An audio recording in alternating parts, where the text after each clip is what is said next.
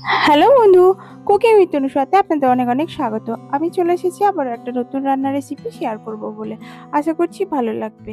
আর এটি হলো কাঁচকলা, আলু আর ইলিশ দিয়ে একটা পাতলা ঝোল। এটা খেতে ভীষণ ভালো লাগে। আপনারা তো বিভিন্নভাবে রান্না করে খেয়ে থাকেন, ভালো হয়। কিন্তু আমার দেখানো এই পদ্ধতিতে একবার করে খাবেন, দেখবেন ভালো লাগবে। তো চলুন শুরু করি, দেখে নিন।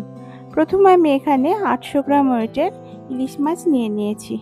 আমি তো এমনিতেই মাছ কাটতে পারি না ভালো, তো এখন এই আস্ত মাছটাকে যে আমি কি করে কাটবো বুঝতে পারছি না। তো এটা আমি প্রথমে আঁশকে ছাড়িয়ে নিয়েছি, এখন এগুলোকে কাটবো।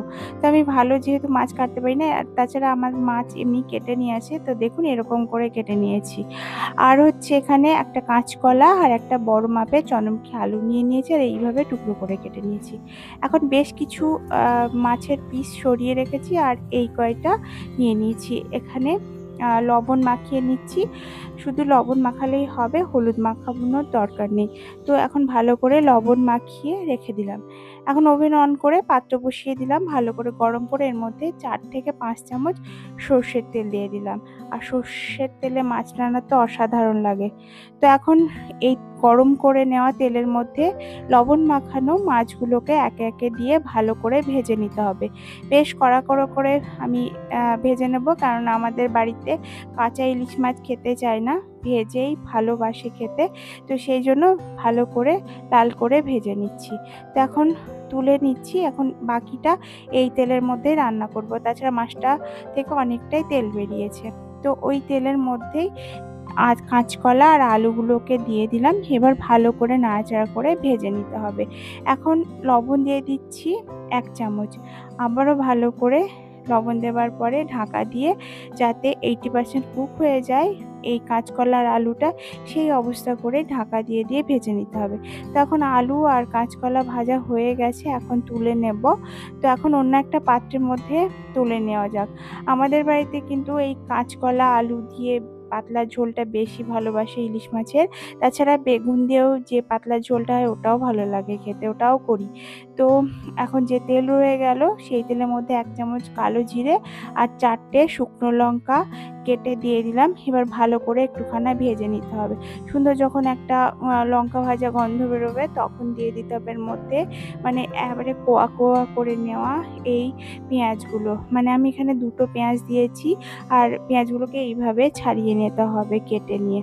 তো এখন দিয়ে ভালো করে নাড়াচাড়া করে ভেজে নিচ্ছি। এবার দিয়ে দেবো বেশ 12 থেকে 14টা মতো রসুনের কোয়া। এবার ভালো করে আবারও ভেজে নিতে হবে। তো ভাজা হয়ে গেছে। এবার স্বাদ মতো লবণ, এখানে 1 চামচ লবণ দিয়েছি, আর দিচ্ছি 2 চামচ আদা আর জিরে বাটা, 1 চামচ হলুদ গুঁড়ো।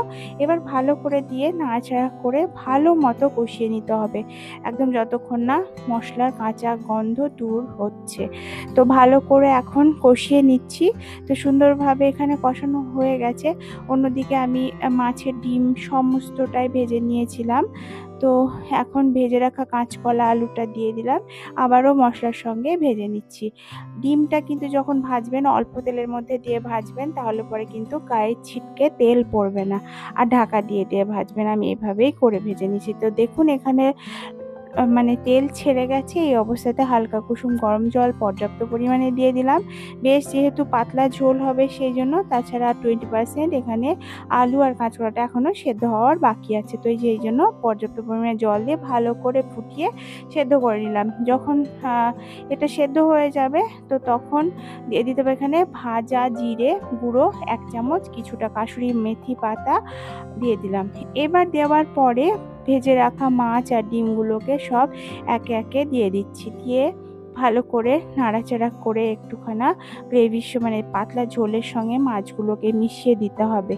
আর এরকমভাবে আপনারা কারা কারা করে খান বাড়িতে, একটু কমেন্টে জানাবেন। আর হচ্ছে আমাদের বাড়িতে ভীষণই ভালোবাসে খেতে এটা।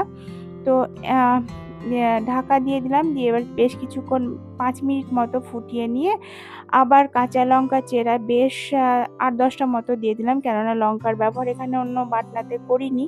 তো এই কাঁচা লঙ্কাটা দেওয়ার জন্য আরও বেশি সুস্বাদু হয়। কাঁচা লঙ্কা দেওয়ার পরে 2 মিনিট মতো ফুটিয়ে নামিয়ে পরিবেশন করবেন এই কাঁচকলা আলু দিয়ে এই পাতলা ইলিশ মাছের ঝোল দিয়ে। একবার করে খেয়ে দেখবেন, দেখবেন ভীষণই মজা লাগছে খেতে। তো আমি জানি আপনারা হয়তো সুন্দরভাবে রান্না করেন, কিন্তু একবার আমার এই দেখানো পদ্ধতিতে করে দেখবেন, দেখবেন ভীষণই ভালো লাগছে খেতে। তো আশা করছি ভালো লেগেছে। যদি ভালো লাগে লাইক, কমেন্ট, শেয়ার, সাবস্ক্রাইব করবেন। নেক্সট একটা রান্নার রেসিপির সঙ্গে দেখা হচ্ছে। ধন্যবাদ।